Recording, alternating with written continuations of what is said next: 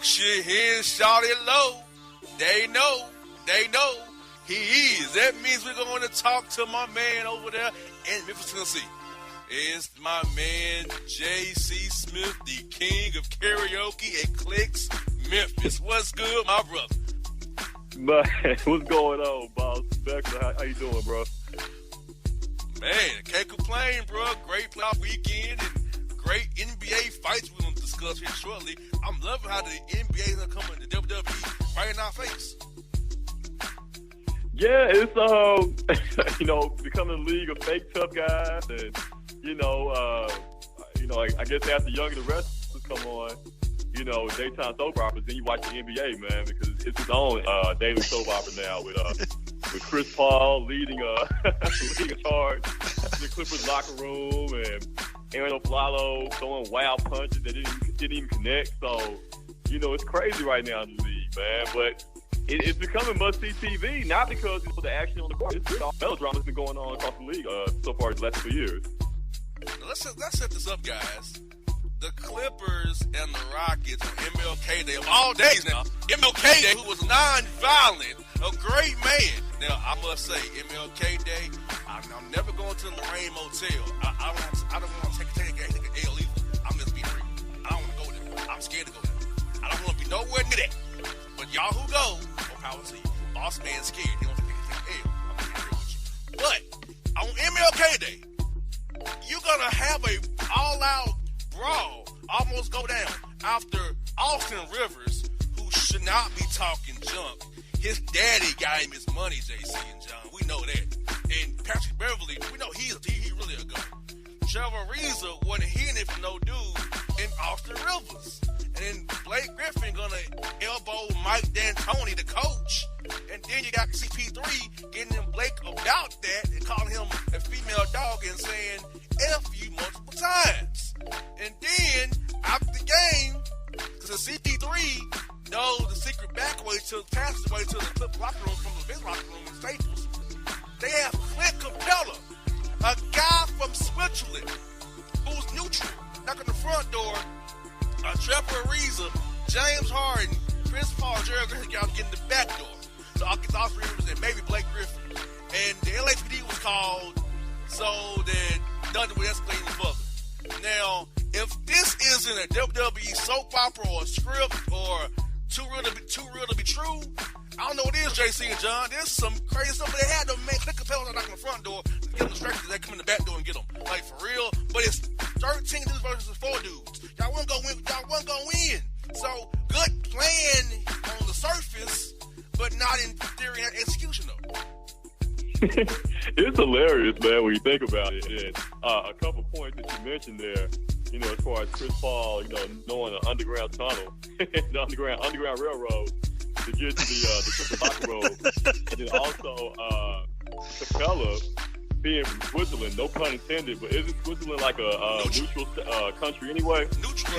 You know what I'm saying? It's like that's like a sovereign country where they're neutral. They don't get in any wars or anything like that. So, that's crazy that he be the guy, to go over there and knock on the locker room with it like everything's all good.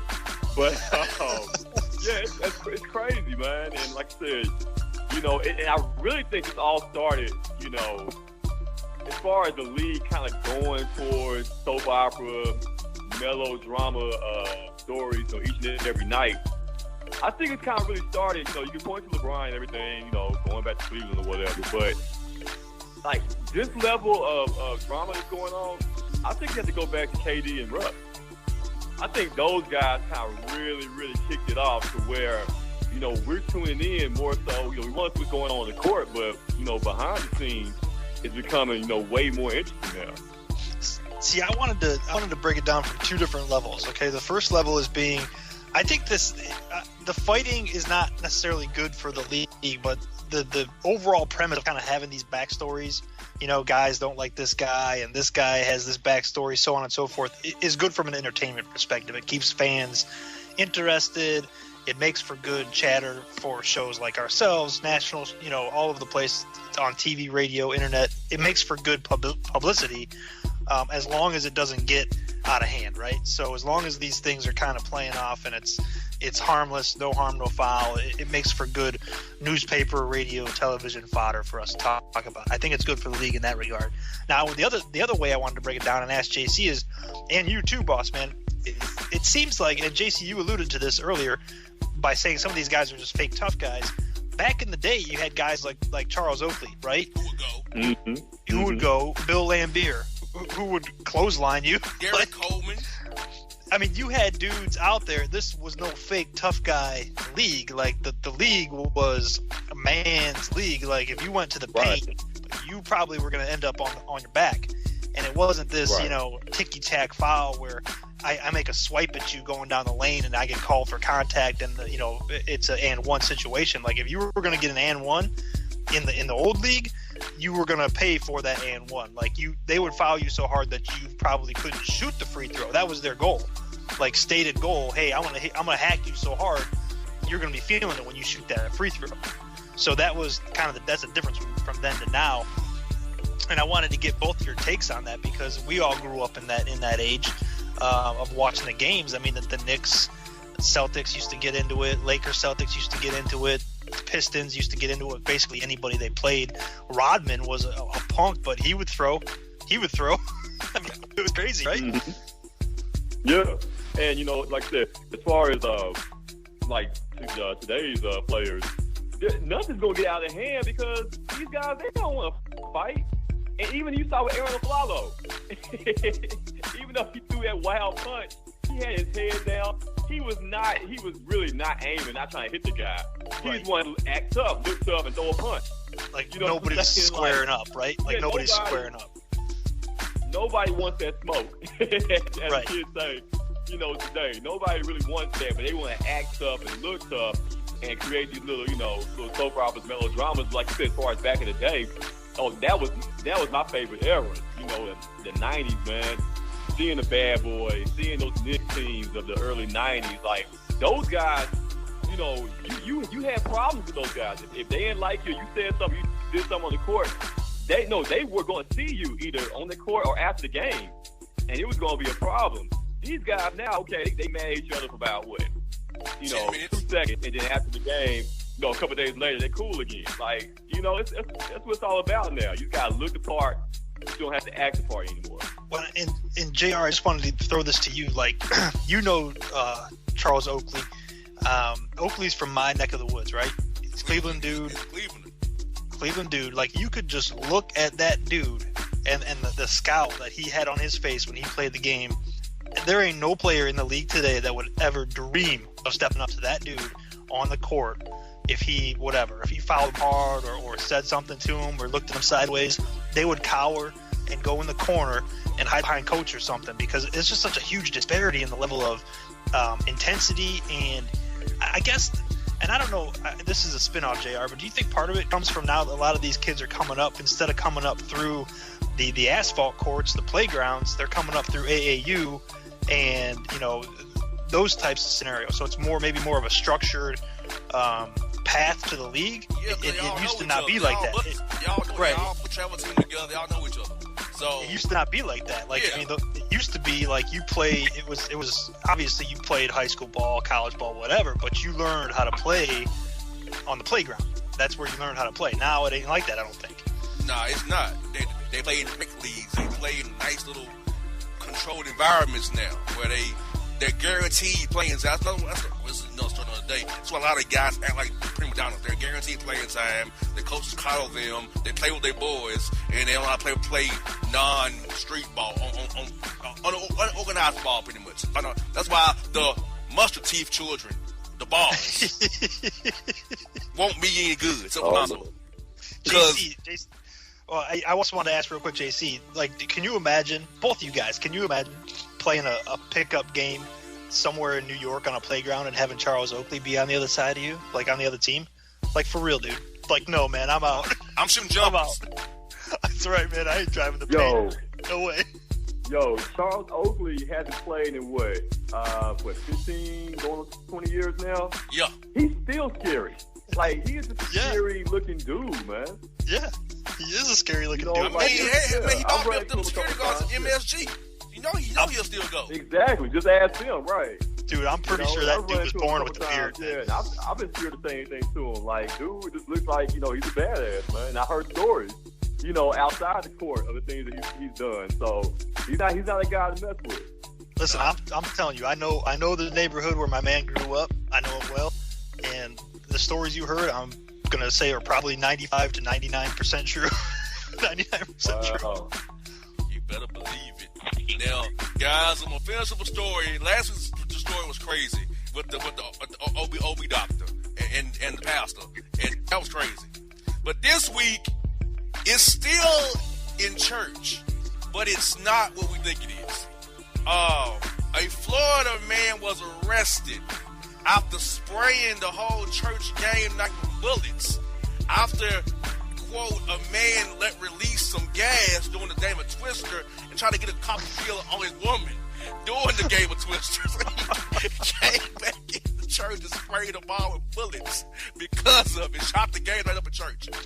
JC, whatever happened to bingo night, bro? I know, right?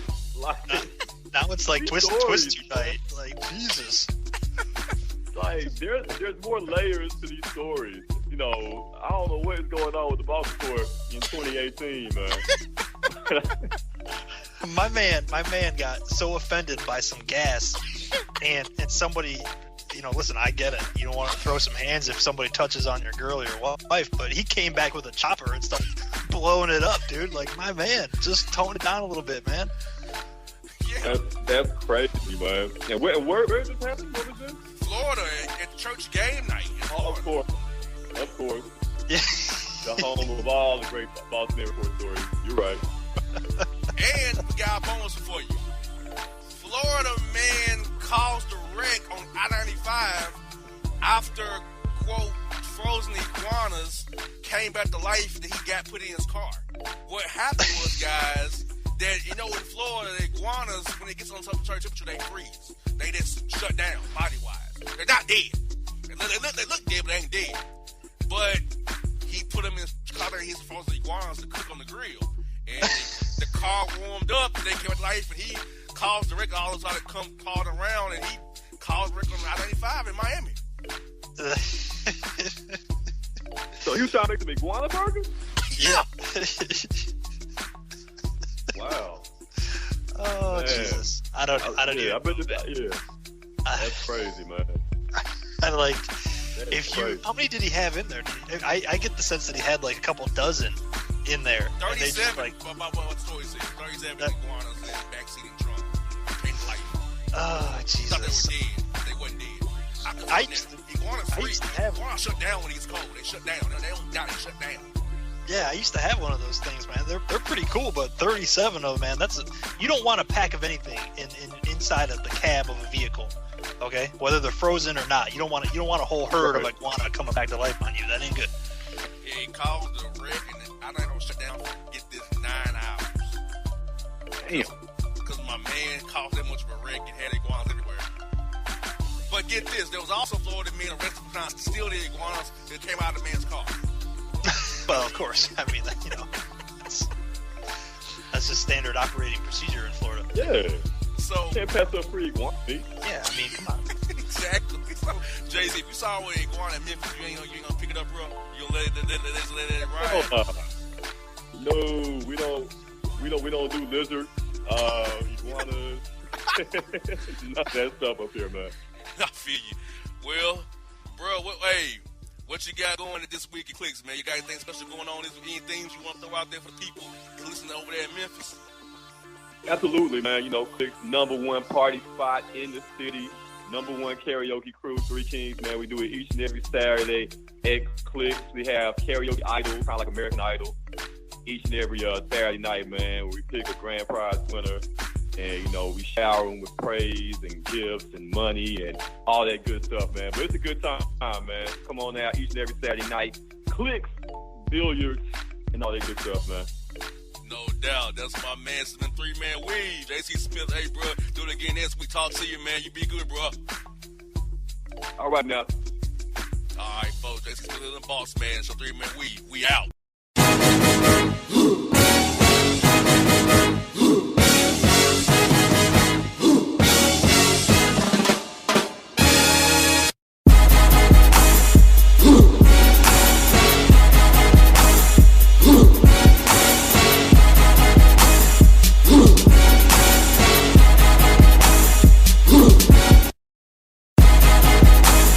Hello,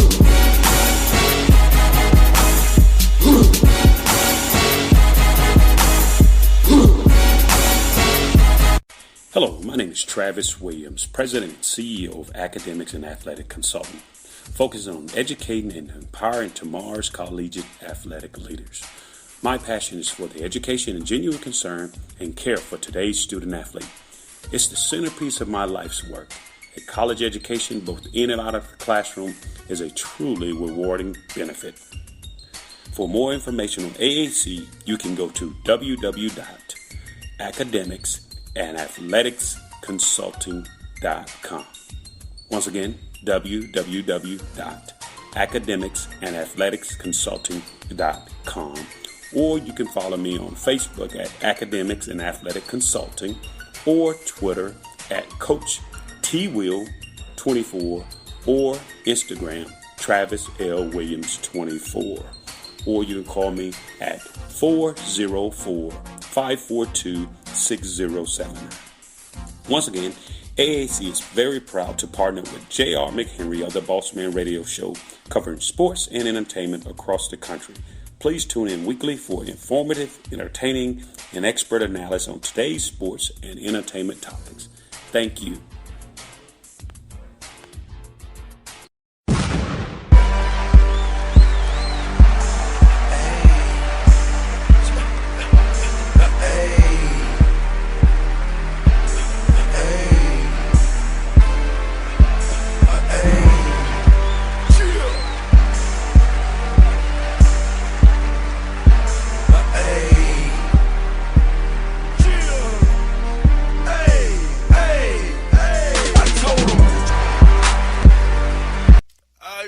Back here on the Bossman Show.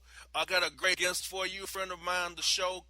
He's a coach at Canisius Golden Griffs up there in Buffalo, New York. It's my man. When he's downtown with Matt McCall, he's doing his thing up there. Reggie Witherspoon, Coach Witherspoon, how's life up there in Western New York, my friend? Life is good, boss man. It's a little cold, it's a little snowy, but life is good. I hear that, Coach. And your team's doing good right now, Coach. 5-1, and you know, in conference play right now. Come off a big one against Monmouth on Sunday, Coach. Your second half was really, really good. That game right there for you guys. So tell me, Coach, what were the key factors for your guys' comeback, trying at halftime and coming out with that fire second half and beating Monmouth by 15 points? Well, you know what? We got down 13 in the first half, and Monmouth came in and played so hard. And I think it took our guys. You know, they understand how hard you have to play. They're two-time regular season defending champion, and they came in playing like they understood it. And I think it took us for a loop at first. And once we kind of got, okay, well, we gotta come out and play a little harder.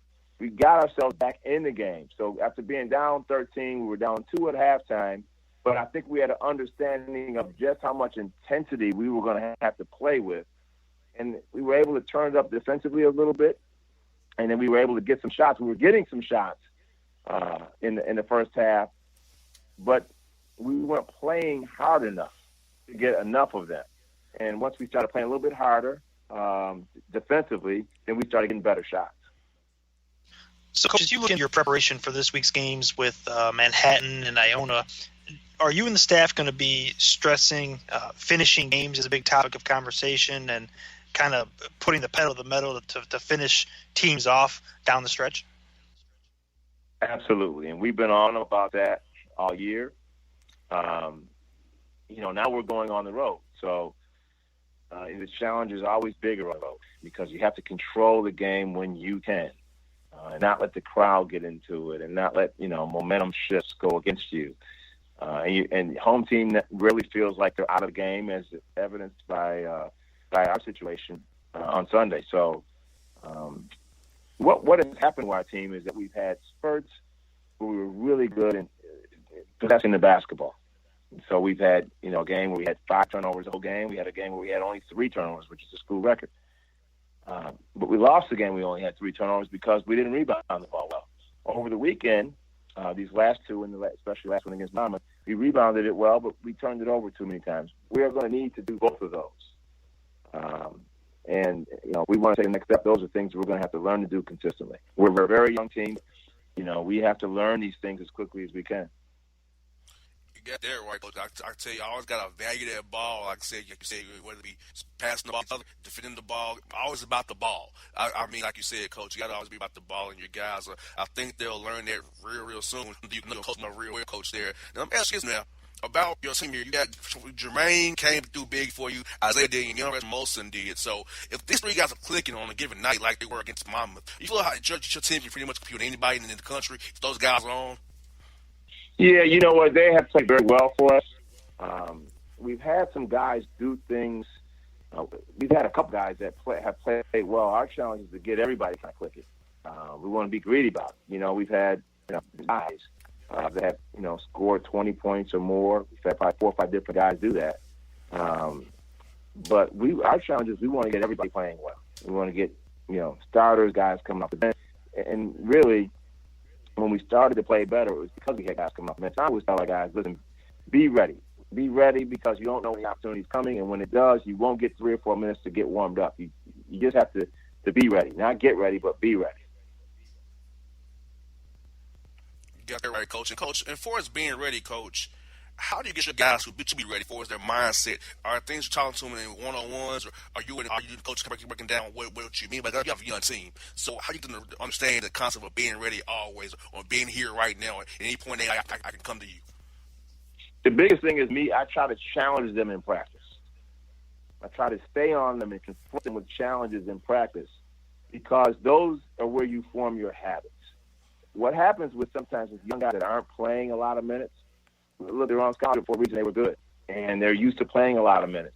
Now they get to college, and they can get comfortable not playing if you're not careful. They can remove themselves from the situation mentally and just say, well, I'm not playing anyway. And what happens in that situation is they're not ready when the opportunity comes. I try to confront them and get it out in the open. Listen, you're not playing. Okay, you got to make me play. You got to put me in a position where I can trust having you out there. And once I think that we do that, they start to understand. And then I think the other thing is when a guy gets thrown into a game out of nowhere, they know, well, that could happen to me. So I try to challenge them as much as I can because, look, the other team's going to challenge us. The other team's going to challenge guys individually. They're going to challenge our team. So I try to challenge them, and I let them know in front of everybody. You got to put confidence in the coaches. And the players think the other way. The coach puts confidence in me, but you have to put confidence in the coach in such a way that he can trust having you in the game. And I think sometimes too often players start to think, well, he's not playing. I'm waiting for him to give me some playing time, as opposed to I'm going to earn it and make him play me. And when you think of it the right way, you can only get better even if you're not playing a lot of minutes. You got that right, Coach. Now, Coach, one of the things that go ahead. I don't want the players to sit back and nobody says anything. This guy's not playing. We all know listen. If the guy is not playing, let's talk about it every day. I tell them it's okay for you to be angry that you're not playing. No coach wants a guy who just doesn't want to play. So let's get everything out in the open. You're not playing. You want more playing time now. Let's see what we're going to do about that, and that can only help our team.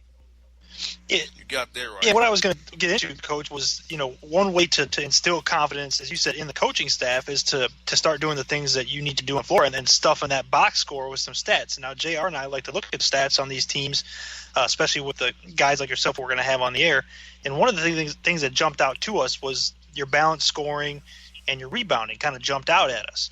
So are those things that you guys try to identify as a staff, not only those two items, but just statistically where you see weaknesses or strengths, identify them, bring them to the attention of the team, and work on those things as you move through the season?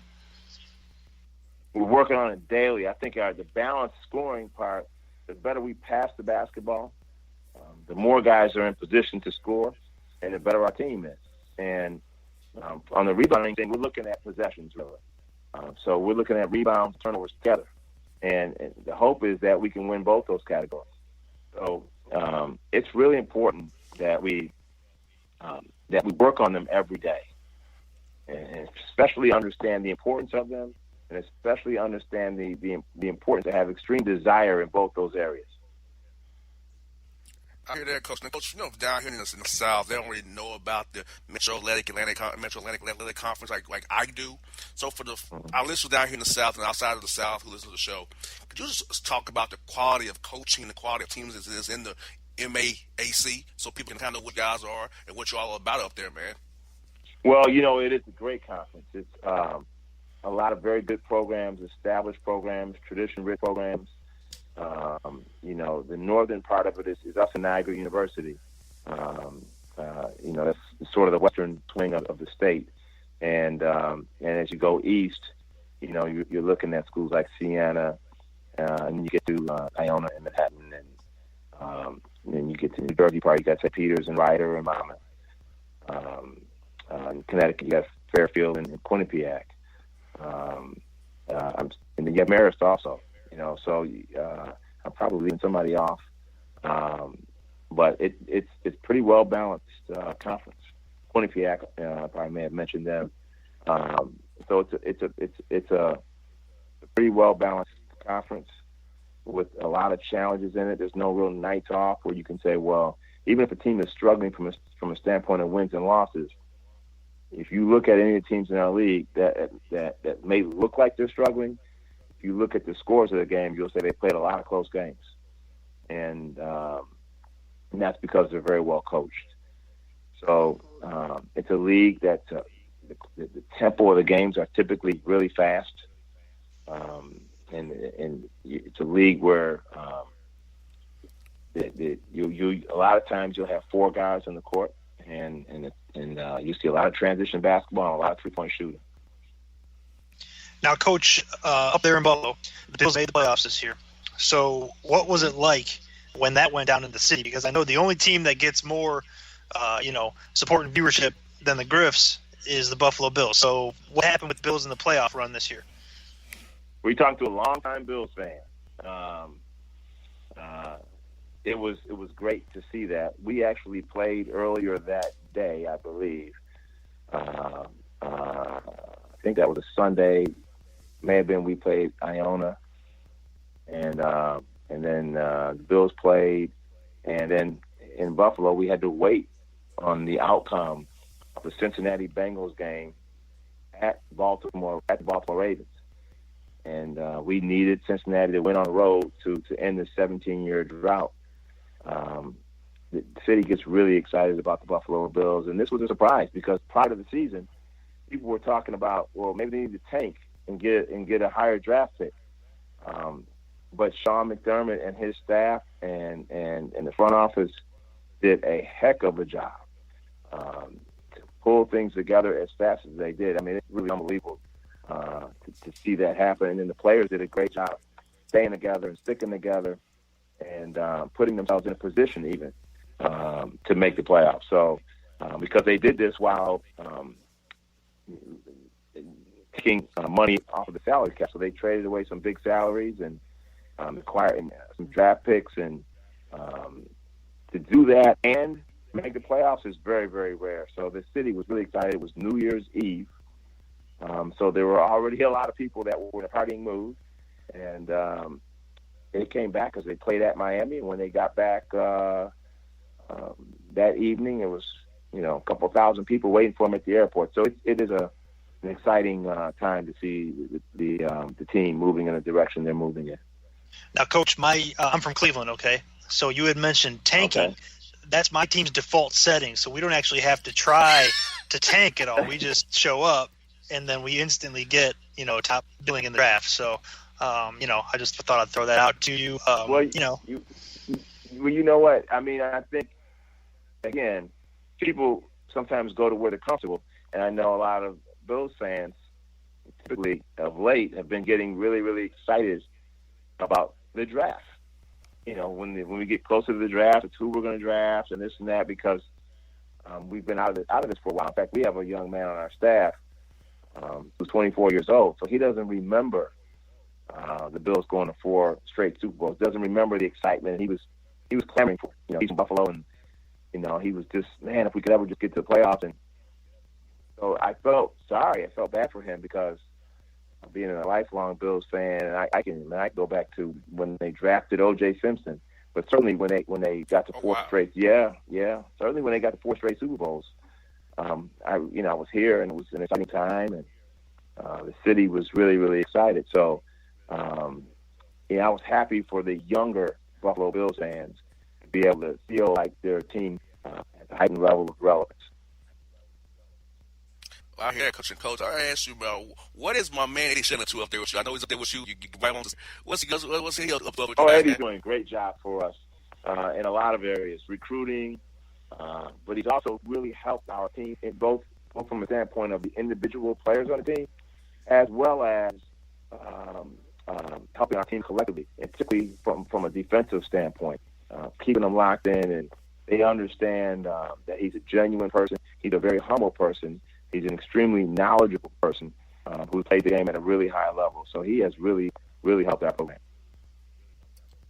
Now, Coach, they got a team from Warner Robins, Georgia, down a little bit down the road from here in Atlanta, and they got from Anniston, Alabama, which is out 20 street from here. So, will Atlanta be an area you still kind of tap into from being in Chattanooga? You'll still tap into to get guys that's down here wants to come up there and play guys? Oh, absolutely.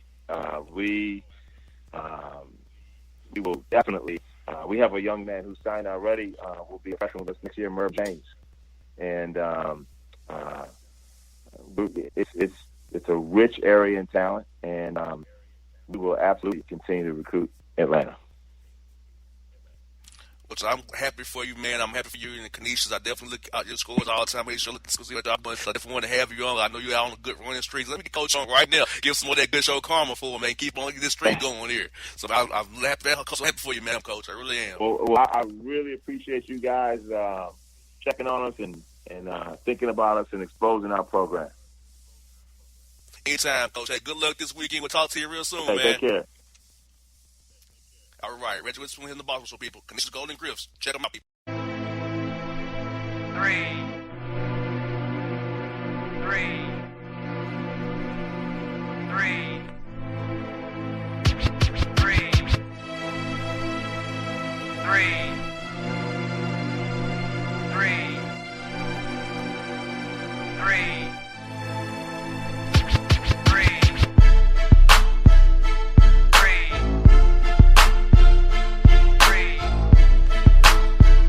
Fantasy football season is fast approaching, and if you're looking for an edge this season, you need to contact the guys at Draft Day Consultants. The concept is a simple one. Draft Day Consultants takes your requests and connects you with one of their trusted analysts, who then guide you through your draft. Whether you just need a sounding board on decisions, or if you need them to conduct your entire draft, Draft Day Consultants has you covered. Every one of their consultants has a proven track record of success, and have conducted hundreds, even thousands of mock drafts. Thanks to this year-round research and analysis, the guys at DDC have an unmatched understanding of player values. So gain an edge on your league mates this season by hitting up draftdayconsultants.com. That's www.draftdayconsultants.com. Now get after it, fantasy footballers. Yeah, it's your man JC, the host with the most, baby, and it goes down each and every Saturday night right here in the city of Memphis. That's right, y'all. It goes down at Clicks Sports Bar, Memphis, baby. 3705 Malco Way, Memphis, Tennessee, 38125. Come out and join us, the Three Kings, each and every Saturday night for the livest karaoke in the city. Everybody gets in free till 10 p.m. Only $5 after. Great food. We got drink specials. We got all kind of games, man. We got the pool tables popping. Whatever you want, we got you, man. Come on out. Have a good time with us each and every Saturday night. That's Clicks Sports Bar, Memphis.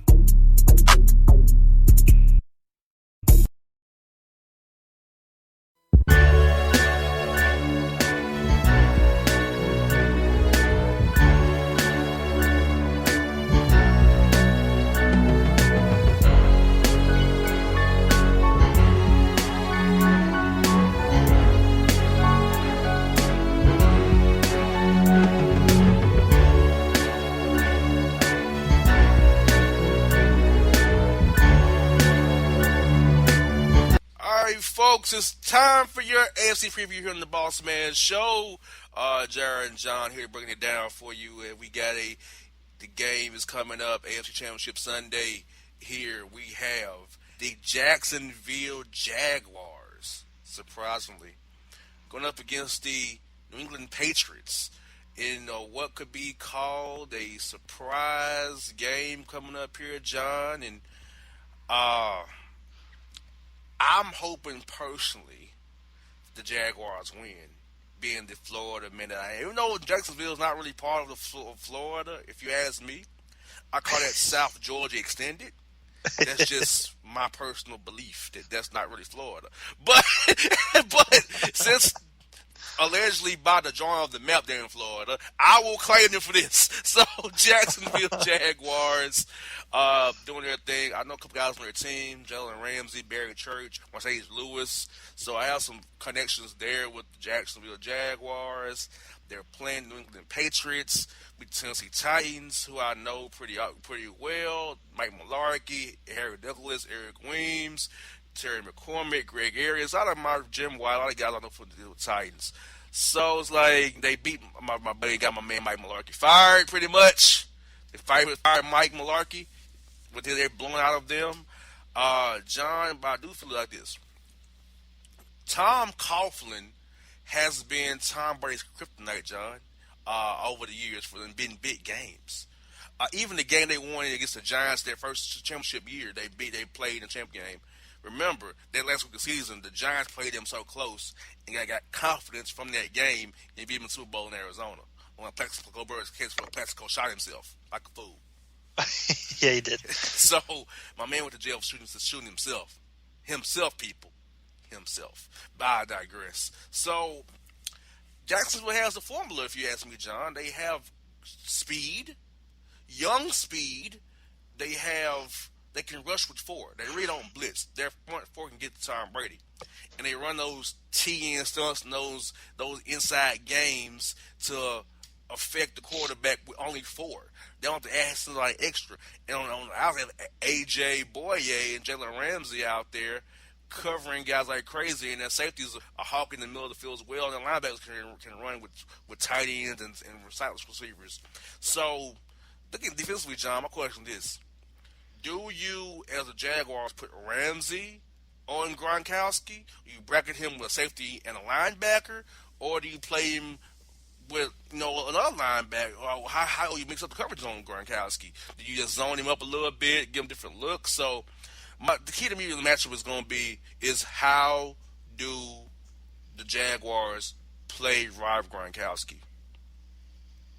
Well, yeah, I don't disagree with that, and I think that's something that they're probably going to have to use a combination of all the defensive schemes that you just laid out, and they're going to have to kind of see what way the Patriots are deploying Gronkowski in order to kind of figure out what's the best method for them to defend it. Are they running him on go routes? Are they running him across the middle? Are they running him on curls underneath? How are they trying to free him up so that they can then adjust and combat that defensively? So that's going to be part of the cat and mouse that goes on in any NFL game, but obviously on the big stage here in the AFC Championship game now.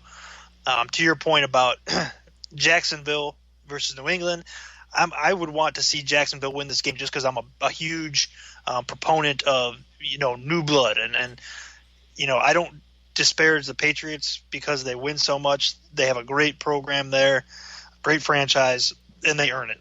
They do it the right way. They win. They play good, tough football. They win in all kinds of different ways. If somebody gets hurt, somebody steps up, or they change their philosophy on the run to make it work. So I don't have anything negative necessarily to say about the Patriots and their successful run from that standpoint. But I do like to see fresh blood, and I would love it to see if Jacksonville could get into the Super Bowl. I think it would be great not only for the franchise, but I think it would be good for the NFL too. Now, Vegas has the Patriots winning this game by 9. They're favored by 9 points. I don't necessarily see it, JR, being a 9-10 point victory for New England if they do in fact win. I mean, Jacksonville is really no slouch in scoring. They're 5th in the league. They scored the 5th most points in the league, and defensively they've allowed the 2nd fewest. So, that's a pretty good combination when you're looking at an AFC Championship game scenario against a team like New England who can score.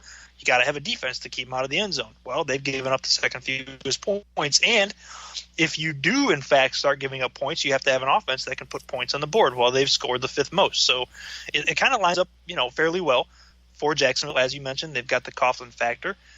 and that's something that could help as well. They're going to be facing an uphill battle. Obviously, the Patriots are, tried and true, tested, battle tested in these situations. The Jaguars are not. So we'll see how it shakes out. The Jaguars, they've been winning games, tough games all year. They've played a lot of close games. So if it were me putting money down on this game, I would bet against Vegas, and I'd take the Jaguars and the points and see how it shakes out. I mean, that's the way I look at it from a betting perspective. Do I think Jacksonville's going to win? Probably, I'd say 60-40 that they are able to pull this out. I think they're probably on the 40% side there. But as the game goes on, JR, you never know what can happen once these games start. And, I'm not sure where you come out on it, but I think New England probably wins this game. But my heart's probably, as a fan of the NFL and looking on, I would probably prefer if Jacksonville were able to take down, the mighty Patriots. Yeah, I would prefer Jacksonville win because I'm not a fan of Tom Brady, and you know who the biggest Patriots fan who we have beef with every now and again, my Uncle Dave. Yeah, well, listen. Uncle Dave's already got us set up to run some laps for what we've already maligned his team in his eyes. So, we're already running laps for that. So, anytime I get to go against Uncle Dave and Uncle Dave's loud, brash Boston ways, I want to do that, and I hope that the Florida man in me and the Florida men going up to New England can get the job done. Having been played in cold weather in Pittsburgh, maybe acclimate to it and get the job done. But I think if we get Brady off the spot, find a way to neutralize Rob Gronkowski, whether it be outside or inside, because I think if you put him outside, you can still put him on Boye or Ramsey inside. You can use the linebackers and safeties or a slot guy to bracket him. So I feel like Jacksonville has the talent to do it. You have to have the roster and depth to do that, and I think Jacksonville has that depth to do that. So I feel like they can get the job done, like you said. Quarterback wise, Blake Bortles scares me. That's what I was just going to throw out there. Like, that's the one thing we didn't talk about. If he goes sideways, JR, that could, it could definitely be a double-digit blowout. Yes, so Leonard Fournette, have your ankles ready. T.J. Yeldon, Chris Ivory, have your ankles ready, brothers. And Blake Bortles, don't make any mistakes, because if you do make a mistake, I will clown you next week on the show. Just ask Mustard Teeth LeVar Ball how he gets clowned every week here on the show. There you go. Blake Bortles is a young dude. He's going bald fast. He took away his hat. He's so bald. He's already going bald, man. Like, I always wondered that. Sidebar, I've always wondered that about quarterbacks. Like, even football players in general, a lot of them wear their hair short so you don't really know. But, like you have your helmet on for so many hours. So many hours in practice on the field and blah, blah, blah. How some of these guys have, like, great hair, man. Like, kind of jealous. Like, what's up with that? Exactly. I don't know, because I know I'm starting to thin. I've noticed my hair's trying to thin out myself, and I'm just 30 years old. I've noticed it myself that my hair's thinning out, so dude, it's not good. My hair, I'm like in LeBron territory, bro. My hair is running away from my face, hardcore, bro. So are you jealous of hair like LeBron is with D Wade's hair? Like, remember how he was jealous of D Wade's hair? His luscious locks, as D Wade called it. Oh, that was great. No, man, but you got those kids, especially girls, man. They make you lose a few. That's for sure. I hear that. Well, folks, AFC preview on the Bossman show. Check in with next week, see how we did. We hope Jacksonville most likely to be New England. Mark it down. Hopefully, go Jags, Florida men. Hashtag Florida man. Florida iguanas for life, baby.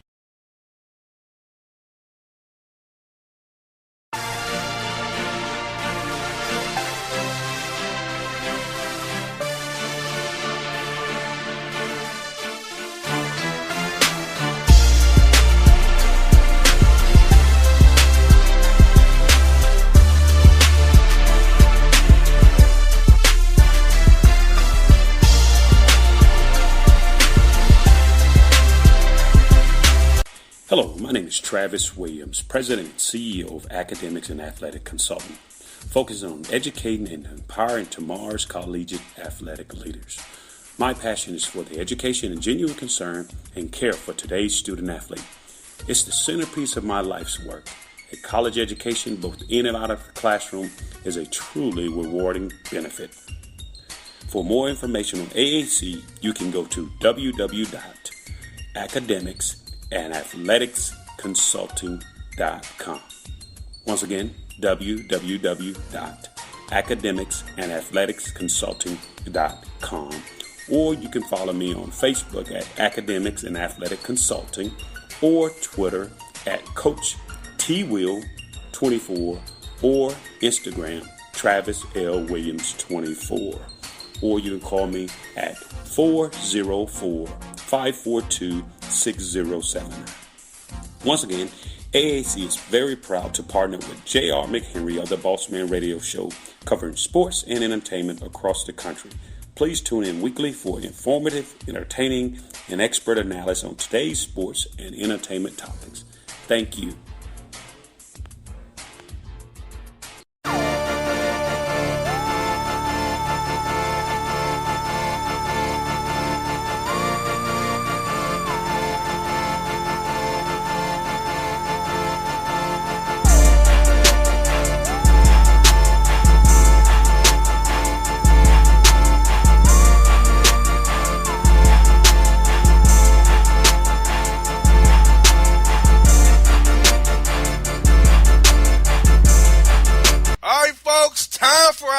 NFC Championship preview game. Here we have the Minnesota Vikings, who won on the most craziest play I've ever seen in the game in my life. I enjoyed the celebration because, man, it was a monster up there, man. I love that. They're playing against the Philadelphia Eagles, who I was at that game, John, and just say that was a bad day for me all the way around. This area was a bad day for me. And I saw the Falcons lose. I was with the bird lady herself. She was disappointed. Trip was not fun back. But being with JC and her made it worthwhile. The Philly fans gave us a hard time. JC's like, look, ain't my fault you ain't won no titles, man. I'm a cowboy. Yeah. Memphis, yeah. He doing the Eagle fans, John. Seriously. Well, I don't blame him, and I don't expect anything less from JC. He was like, "Your boss, Carolyn, it's awful cold out here. I don't get this." My man, we're in Pennsylvania, my man. We're in Pennsylvania. It's not warm here, brother. You should have known. Exactly. So, I for the spirit of the Eagles game, Falcons game right here, brother. So the Vikings, man, I'm gonna be honest with you. The Vikings may become the first team ever to host Super Bowl in their home stadium ever, and makes me think that destiny's on their side, John, because that play. Let's somebody that play for a second. That play, that's the Saints execute the play properly, John. From my football days, that's called cover two contain is what we playing. And contain means keep them to the sideline.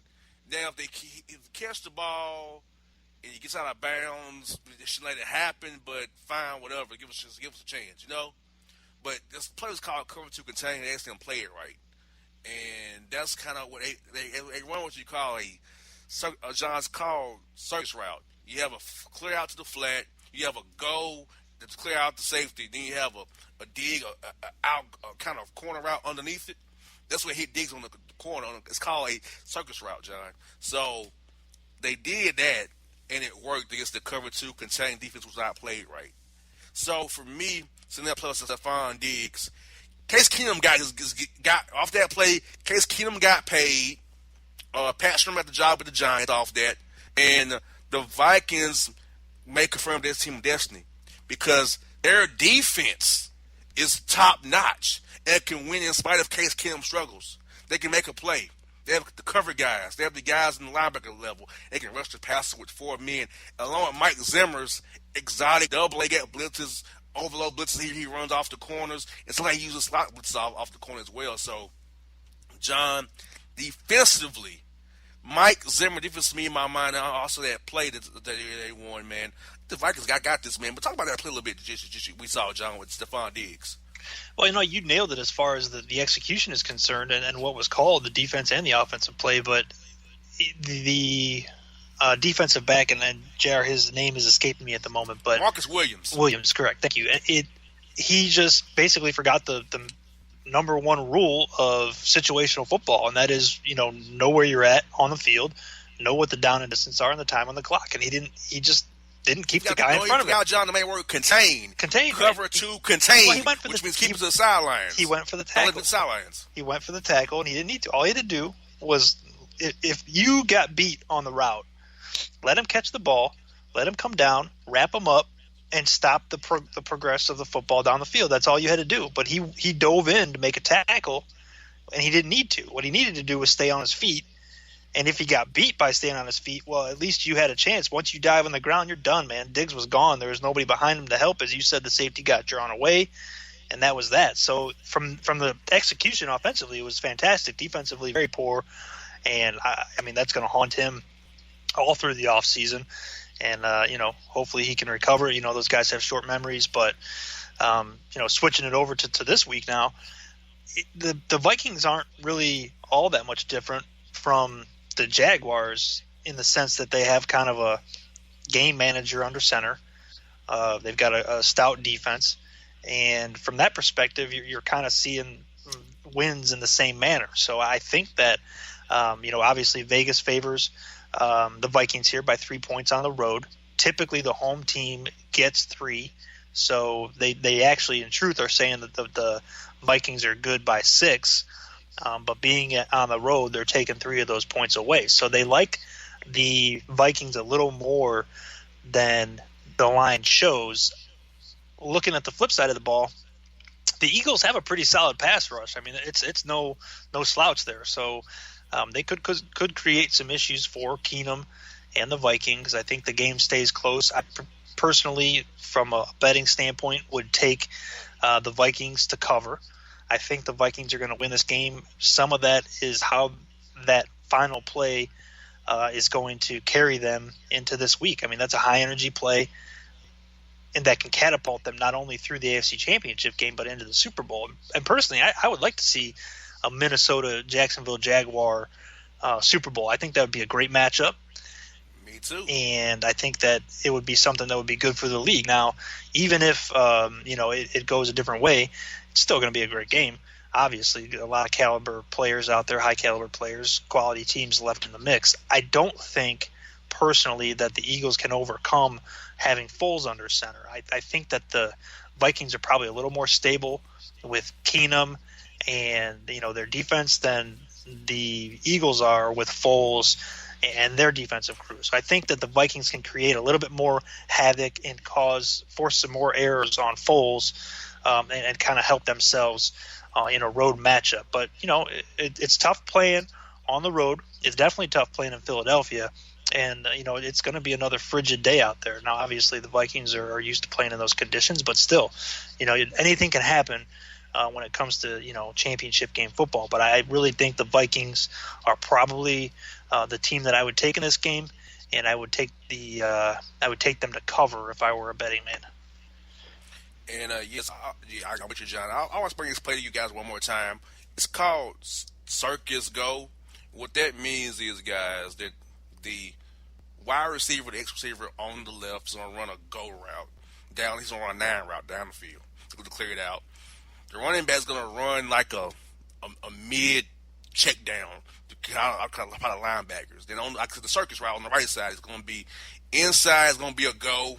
It's going to be a short corner route or a flat route. And Diggs ran that interior or that mid-grade or moderate corner route, which opened up in that when you play cover 2 contain. To properly do that, you should have played cover 3 contain, which means you rush 3 and you drop 5 in the intermediate zone, and you have 3 in the deep zone. That's what kills Circus Go. So I want to show you that kind of football 101 with you guys about that. So always when you watch the games, I know some of you had not played football, might not be deep into it, but watch the plays, watch the routes, watch the defenses. Now, for you guys who are Madden heads, like to play Madden a lot, just look at the playbook in Madden sometimes. So the same plays you see on Madden, same plays the teams run in the league for real. I mean, because football is football. There's very few plays that has not been tried before that we know about in football. Most of them pretty much been tried. Now, John, and this is what I would do if I was Stephon Diggs. If I was going to be caught in bounds, I would have semi-fumbled the ball so it can go out of bounds, stop the clock that way. Because there's no rule that you can't fumble the ball out of bounds and it makes the clock run off. That's a trick I would have done to save the clock if I got hit in bounds.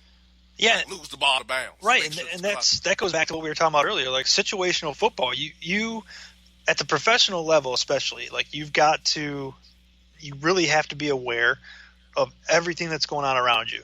And it's not enough to just be responsible for your assignment in those situations. Now, that goes without saying. You got to be responsible for your assignment, but you've also got to be able to look beyond that and say what is coming, what can happen, and what is my plan if X, Y, and Z goes down. If I get beat on this play, how should I react to mitigate the damage to my team? And then that's, I think, where the big mistake was made there. Obviously, you got to stay on your feet. You can't keep the guy in bounds if you're on the ground. Exactly. You're really limited in your options there. And whether or not there was supposed to be somebody behind him, I don't think so. I think just like you said. No, he was last on the fence. He was the he was the cover too. He was the half side, the right side safety. Right. So that's why I say you should have played cover 3 contained with a 3-man rush, where you have 5 guys in the intermediate zone, 3 guys in the deep zone. Right. That can't happen. Well, and that, like you said, that was going to be more than likely the last or second last play of the game, depending on what happened. If he were able to get out of bounds or not, and didn't score. Because John, I'm telling you, when I saw them play. Put a 2-shell, and you have a bunt cell on the right hand side. I said, well, they about to run circus. That's what I said to myself. They ran circus. They ran what I thought they would run, circus go, and it worked out for them, and they won the game on it. I've never seen the circus go intermediate corner beat somebody for a touchdown in my life. I've seen the go route on the backside do it, or the go route inside do it, but never the intermediate post do it. Well, yeah, and generally speaking, from where they were at on the field, I mean, they had to cross it was more likely that they were going to chuck a ball into the end zone for a score rather than underneath and then have it run in for a score. The likelihood of the latter happening it was very, very low, and it happened. So, I mean, obviously, there was a mistake made there, but still, like we talked about previously in the segment, Jay, that's the type of play that can propel you to a win not only the following week but the week after. Like that's the type of stuff that a team can really rally around it and build off of in a postseason setting. And folks, that's been your NFC Championship preview here on the Bossman Show.